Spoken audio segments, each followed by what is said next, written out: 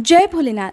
सावन मास महात्म्य और हमारे चैनल पर शिव महापुराण कथा सुनने के लिए आप सभी का हार्दिक आभार। आज आप रसपान करेंगे भगवान भोलेनाथ और भगवान के एक सच्चे भक्त की कहानी, जिसके पास भोलेनाथ को अर्पित करने के लिए कुछ भी नहीं था। बाकी लोग तो मंदिर में आया करते, भगवान को बहुत महंगा महंगा चढ़ावा भी अर्पित करते, लेकिन वो भक्त था एकदम निर्धन, खाली हाथ आता और भगवान के मंदिर में कुछ देर बिताकर सच्चे मन से भगवान का ध्यान करता, दीप जलाता और वापस अपने घर को लौट जाता।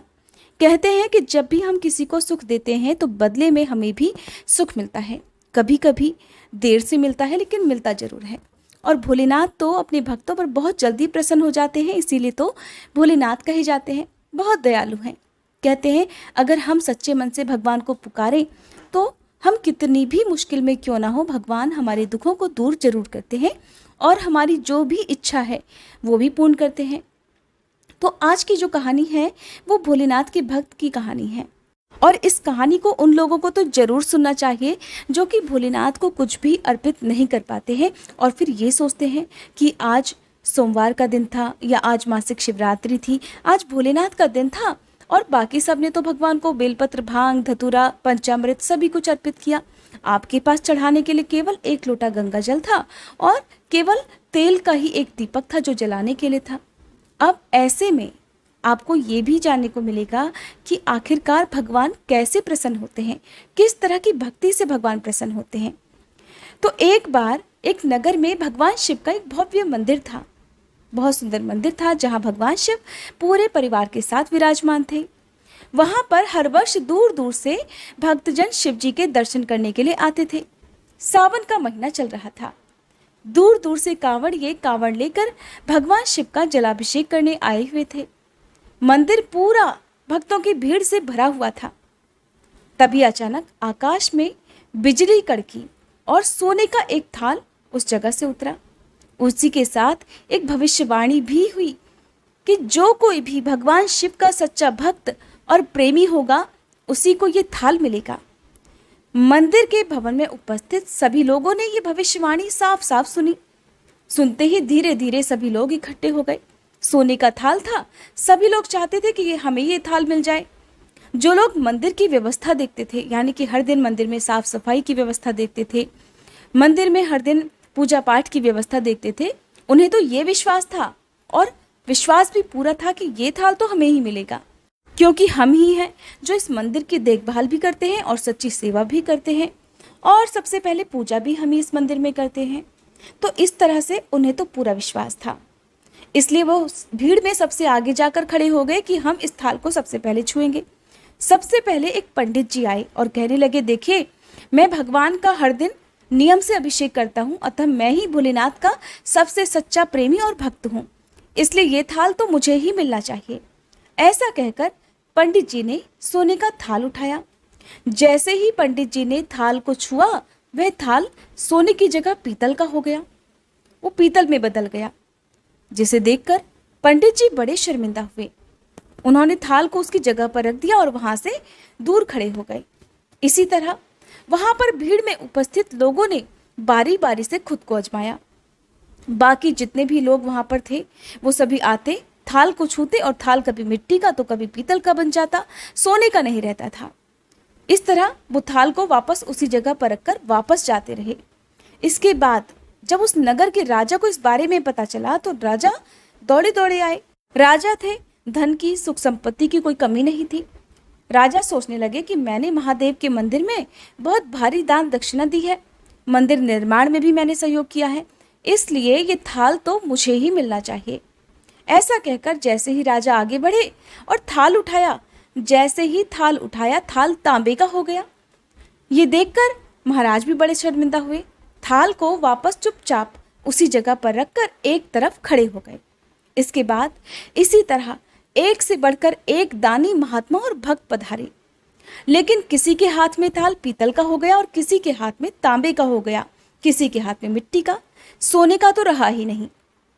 तब सभी लोगों को पता चल गया कि हम में से कोई भी महादेव का सच्चा भक्त ही नहीं है, यानी कि अब तक हमने अपने जीवन में महादेव की जो पूजा भक्ति की है वो सच्ची थी ही नहीं। उस सभी में स्वार्थ था, झूठ था दिखावा था। उसी समय एक गरीब किसान का वहां आना हुआ। वो बेचारा महीनों बाद आज चातुर्मास के शुभ अवसर पर भोलेनाथ के दर्शन करने आया था। चातुर्मास का समय कभी भी बुरा नहीं होता। चातुर्मास के समय में शुभ मांगलिक कार्य नहीं किए जाते हैं, लेकिन इन 4 महीने में भगवान की भक्ति जरूर करनी चाहिए। पूजा पाठ से संबंधित जैसे कि आप भजन कीर्तन, महापुराणों की कथाओं का पाठ या श्रवण इन दिनों कर सकते हैं। तो चातुर्मास के शुभ अवसर पर बेचारा बहुत दिनों के बाद वो भोलेनाथ के दर्शन करने आया था।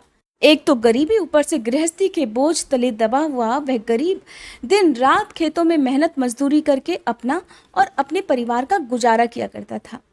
अभी रास्ते में ही आ रहा था कि कोई भिखारी उसे मिल गया और कुछ मांगने लग गया। इस किसान को उस पर दया आ गई।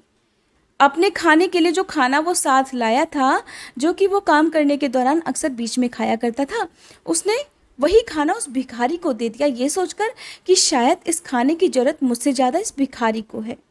थाल के बारे में उस गरीब किसान ने भी सुना था, लेकिन उसने इस ओर बिल्कुल भी ध्यान नहीं दिया, ये सोचकर कि मैंने तो ना कभी भगवान को चढ़ावा चढ़ाया, ना कभी मैं नियम पूर्वक मंदिर में गया, ना मैंने कभी ब्राह्मणों को भोजन कराया, ना कोई दान दक्षिणा ही दी।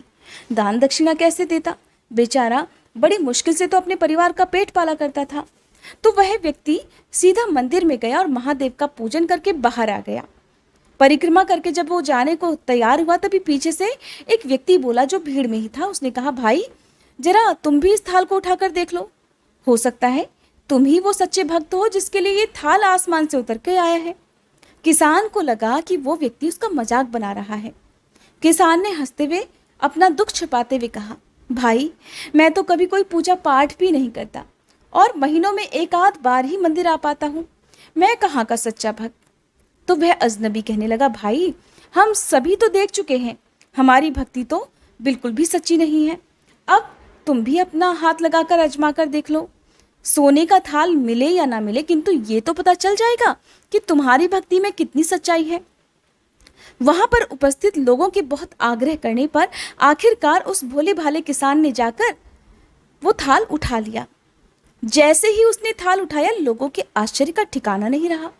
सोने का थाल रोशनी से जगमग करने लगा, चमचमाने लगा, जिसे देखकर मंदिर में उपस्थित सभी लोगों के बीच में खुशियों की लहर दौड़ गई।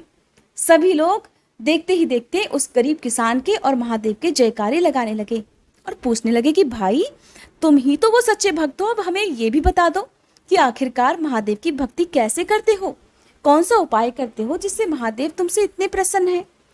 तो वह किसान कहने लगा, भाई मैं कोई भक्ति नहीं करता। हाथ जोड़कर कहने लगा कि मैं तो केवल दिन रात खेतों में काम करता हूँ और थोड़ा समय निकालकर अपनी सामर्थ्य के अनुसार जरूरतमंद लोगों की मदद कर दिया करता हूँ। इसके अलावा मैं कोई भी विशेष कार्य नहीं करता। लोग पूछने लगे, तो फिर बताओ तुम लोगों की मदद क्यों करते हो? किसान ने मुस्कुराते हुए कहा, दूसरों की मदद करके जब उनके चेहरे की मुस्कान देखता हूँ तो मुझे उसमें परम आनंद की प्राप्ति होती है, बहुत खुशी होती है और इतनी खुशी मिलती है कि मैं शब्दों में उसे बयान भी नहीं कर सकता। शायद यही कारण होगा कि महादेव मुझसे इतने प्रसन्न हैं।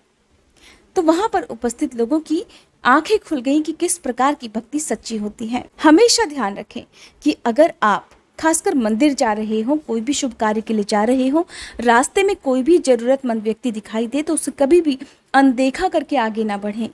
क्या पता भगवान किस रूप में आपके पास आपकी परीक्षा लेने के लिए आ जाए। कुछ ना कुछ, जो भी आपकी सामर्थ्य हो, कुछ ना कुछ उस जरूरतमंद व्यक्ति को आप जरूर दें।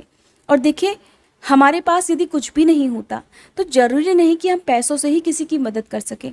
हम किसी का मनोबल बढ़ा सकते हैं, किसी के दुख तकलीफ को पूछकर उसकी परेशानी का हल उसे बता सकते हैं। हम किसी न किसी रूप में यदि किसी भी जरूरतमंद की मदद करेंगे तो महादेव हम पर जरूर प्रसन्न होंगे। हे भोलेनाथ, इस कथा को कहने सुनने और हुंकारा भरने वाले भक्तों पर वैसे ही कृपा करना जैसे आपने उस गरीब किसान पर की थी। सभी को सद्बुद्धि देना। प्रेम से बोलिए भोले शंकर भगवान की जय।